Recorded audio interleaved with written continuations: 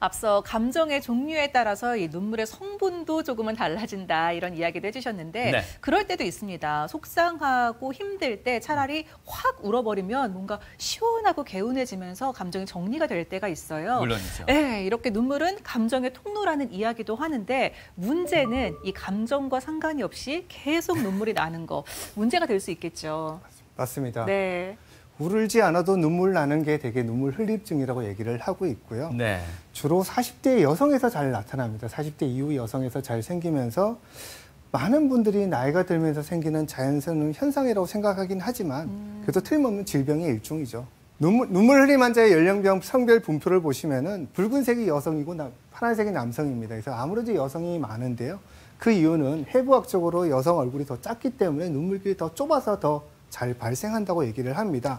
나이가 들면 들수록 쭉 늘어나긴 하지만 사실은 70대, 80대는 모집단이 적어서 그렇고 계속 늘어나는 질환이라고 보시면 될 것 같고요. 눈물 흘리는 환자는 전체적으로 봤을 때는 해가 갈수록 늘어나는 추세입니다. 다만 20년에는 아무래도 코로나 때문에 조금 주춤한 건 있었고요. 아마 이거는 병원을 다니기 힘들어서 의료기관 이용이 줄어들어 생긴 증상이고 21년에 다시 증가가 되고 작년 기록은 나오지는 않았지만 아마 이거보다 더 많은 환자분들이 눈물 흘림증을 고생하고 있을 거라고 생각이 듭니다. 이것도 일종의 어떤 고령화로 인한 수치 변화라고 볼 수도 있을까요?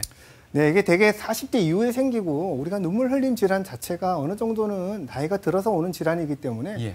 전 인구가 자꾸 평균 나이가 많아지고 고령화가 되면은 이 질환 자체가 늘어날 수밖에 없다고 보여집니다. 네. 교수님 보시기에는 어떻습니까? 남자들 특히 나이가 들수록 눈물이 많아진다고 하는데 네. 이건 뭐 어느 시대를 떠나서 아마 공통적인 현상인 것도 같습니다. 네. 이게 심리적 현상입니까? 아니면 이 또한 어떤 안과적 측면에서는 퇴행성 질환으로 봐야 되나요? 꼭 남자에 한정된다면 사실 심리적이 더 클 수도 있습니다. 사실 예. 남성 호르몬이 떨어지면서 좀 더 감정적이 되는 건 맞거든요. 예.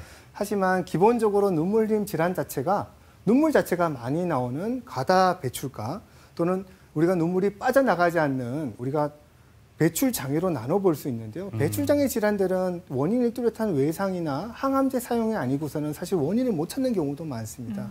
그 경우라면 대개 노화랑 관계에 있을 거라고 보여지고 있고요. 그런 큰 측면에서는 사실은 나이가 들면서 눈물이 잘 날 수 있는 확률이 남성 또한 높아지고 여성은 그게 더 심하게 나타나는 거죠.